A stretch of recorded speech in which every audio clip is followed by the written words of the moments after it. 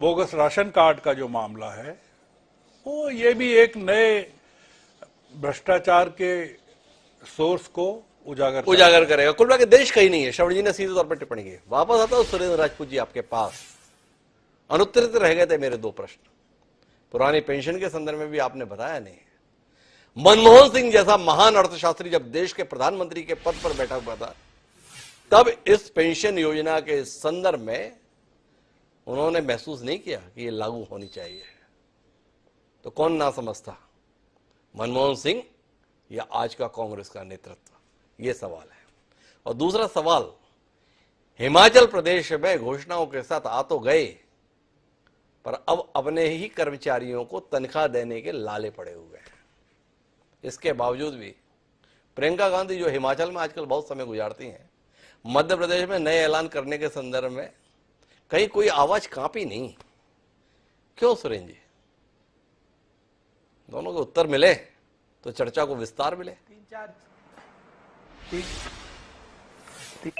ये बड़ी आवश्यक है जी।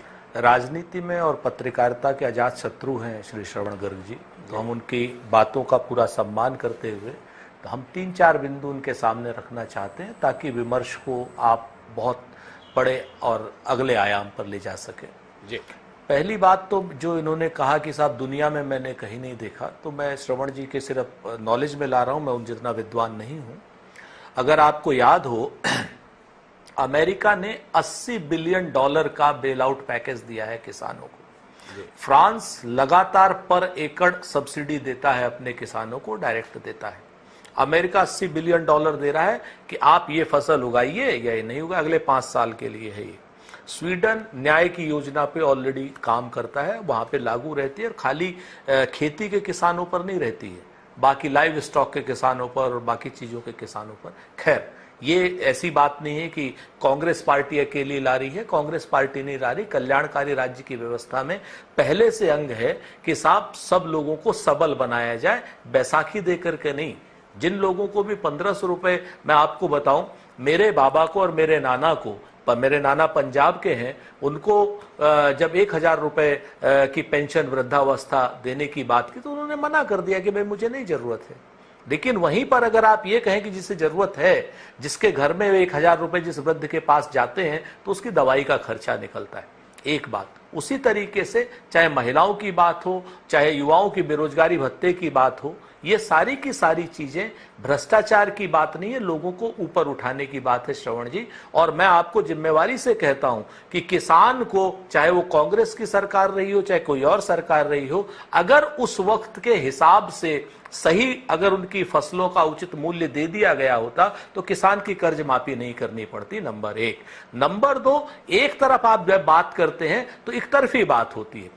5% जो हमारे उद्योगपति लोग हैं या जो हमारे सरमाएदार लोग हैं, उनके बेल आउट पैकेज पर कभी किसी ने कोई चर्चा नहीं की, किसी पत्र में नहीं निकलता।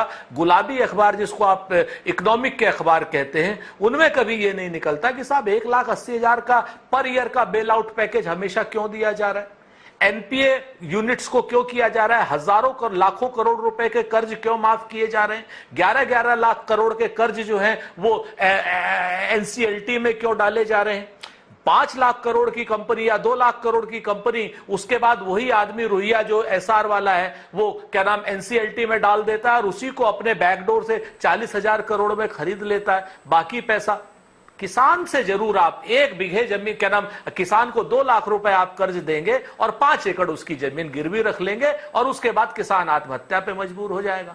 थोड़ा सा मेरा बहुत स्पष्ट मत है कि यहां पर जो लोग अपने इस गुरूर में हैं कि साहब हमारे टैक्स से पैसा, क्या नाम, देश चलता है, तो मैं उनको यह भी बता दूं कि 84% हमारा अप्रत्यक्ष कर है, सिर्फ 14% प्रत्यक्ष कर है। 14% वाले ये लोग कतई ना सोचे कि वो देश चला रहे हैं। 84% जो हमारा क्या नाम अप्रत्यक्ष कर है, साबुन पर, तेल पर, मंजन पर, कंघी पर, पेट्रोल पर, क्या नाम, और अब तो एक नया कर इन लोगों ने लगा दिया है, भारतीय जनता पार्टी के लोगों ने, सेस के नाम से। 3 रुपए 49 पैसे की क्या नाम वो थी एक्साइज ड्यूटी कांग्रेस के समय में डीजल पर, आज की डेट में 32 रुपए थी, अब इन्होंने 23 रुपए करी। उसकी जो संगठित लूट हुई उस पर कोई जवाब नहीं मिलता। हम जब इस बात को ये कहते हैं कि